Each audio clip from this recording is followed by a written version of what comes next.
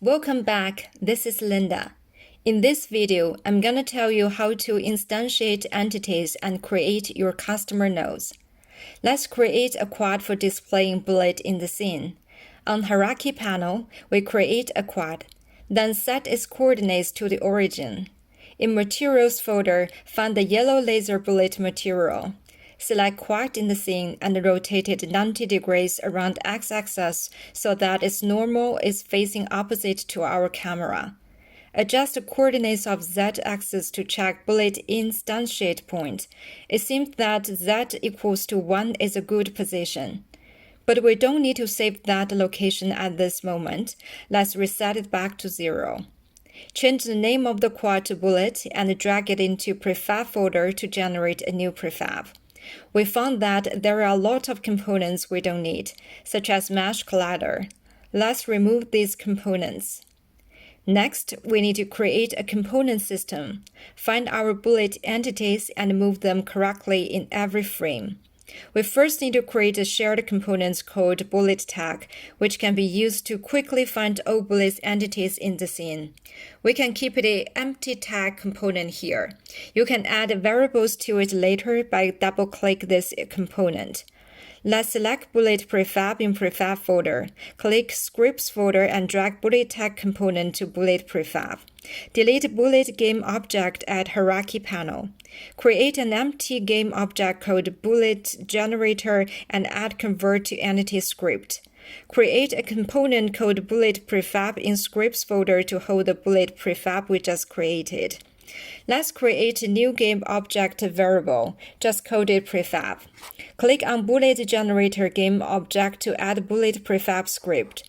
Drag the bullet prefab from prefab folder onto prefab slot of bullet prefab component.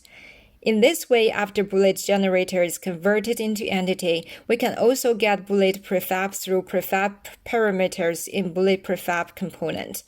Save and test it. We see what we just described. Bullet generator appears on entity debugger panel, and bullet entity appears, which is converted from bullet game object for us to use instantiate. It has many properties such as translation, rotation, render mesh, and so on. Okay, next let's instantiate bullet. We need to use if mode to generate bullet entities we need when certain conditions are met. Unfortunately, when I recorded this video, my video scripting crashed. Connect lines between nodes is no longer displayed. What you're currently looking at is a quick look of my crashed work. I looked up the code view panel and found no errors on the code. This might be because the current visual scripting tool is just a preview version. There are potential bugs to be fixed. I'm not sure. In order to avoid the same situation as me, please save and backup your project documentation frequently and do not use visual scripting tool for production. In order to avoid conflicts with the folder used by visual scripting tool, I also changed the name of system folder. Now it is called VS System. Let's continue our video in a new project.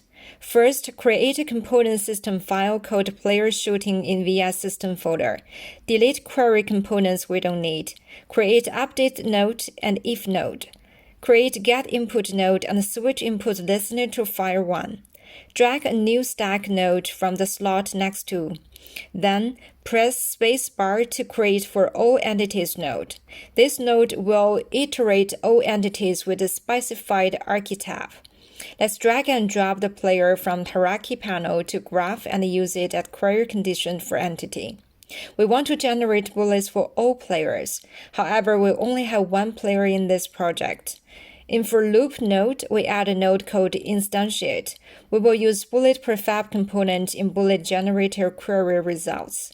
Add get property node and press the spacebar to select prefab. This variable holds a bullet entity. We use it as an input variable to source entity. Let's add translation node and select set component mode because instantiated bullet already contains translation component. We pull out current player's translation component, add property node, and select X and Z properties. X coordinate of the player ship can be directly connected to X coordinate of the bullet. We want the bullet's Z coordinate to be equal to the ship's Z coordinate plus 1 as we tested before. Let's press play button and see. Well, bullets appear, but they stay still.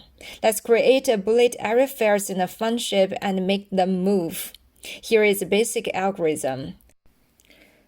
For n bullets generated in a fun ship, assume that their total angle is theta.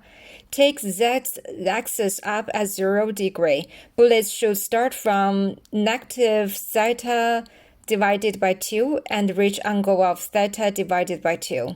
Angle between every two bullets is equal to theta divided by n minus 1. Let's go back to graph and implement this algorithm. A quick way to create a customer node is to create a random node, then right-click on it and select Refactor, Extract Macro. Enter the name of the macro node, get sub-object direction. Double-click on this node and you will enter MacroNode editor mode. Let's create several input and output variables in the Blackboard. The first one is flow tab variable named index. The second is an integer tab shots. The third is flow tab total angle. Create a flow tab output variable called rotation degree from Z. Drag these variables into the graph. Create subtract divide nodes and connect them in the same way as the algorithm.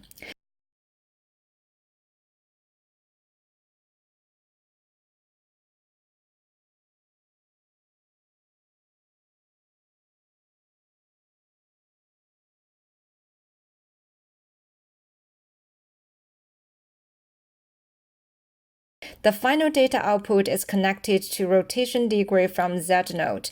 From menu switch back to main graph and we will see the macro node we just created.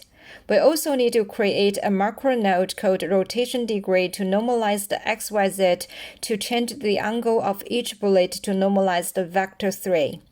Let's create an input variable, rotation degree, to receive the output value of the last macro node.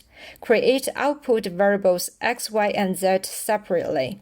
We first need to convert the input variable from degree to radians.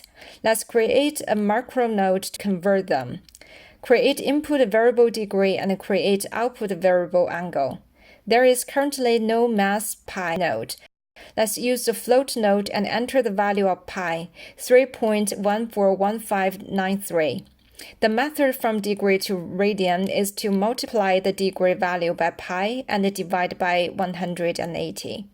Back to the previous level of MacroNode, we create a method from radians to XYZ coordinates, mainly using the trigonometric function sine and cos for coordinate mapping.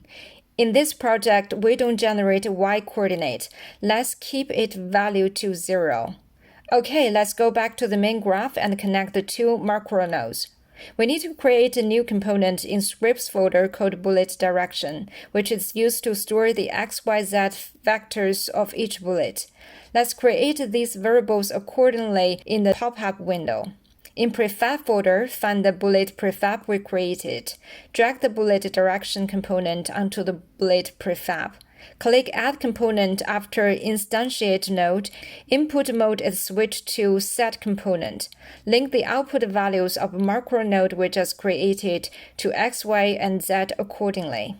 Let's fire 10 bullets at a time and set the total angle of the bullet to 30 degrees. Since we need to take the same number as times for instantiate bullet entities, let's create a variable called shots on the blackboard to hold the number of bullets, and use a for loop to generate these bullets together. I entered the text well in player loop node, but we can't find any relevant node at all. Let's implement it in an alternative way. Right-click and enter stack in the blank area to create an empty stack. For loop and while loop can be created in this newly created stack. Let's use the while loop and drag it into for loop of player entities. Okay, we made it. Next, let's set a condition of while loop. Let's use the index from while node and shots from the blackboard. If index less than shots is true, we will instantiate bullets in this loop. Let's see what happens in the code viewer window. It's obvious that index is created and set to 0, and then in this for loop, each time index is increased by 1. Adding an index condition to a while node is equivalent to creating a for loop. Let's create a component system called bullet mover via system folder to control the movement of the bullets. First, create a bullet query. Remove unnecessary query conditions. In onUpdate node, set the mode to translate by axis and click the Add checkbox. We need this entity's bullet direction component. Connect it to Get Property node and press spacebar. Check X, Y, and Z. Let's connect them accordingly. Save all and build all. Let's check it if these nodes work.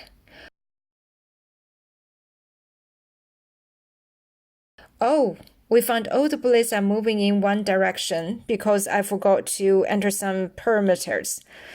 Let's go back to the player shooting graph. Here I note get sub-object direction. We didn't fill in the index data of each bullet.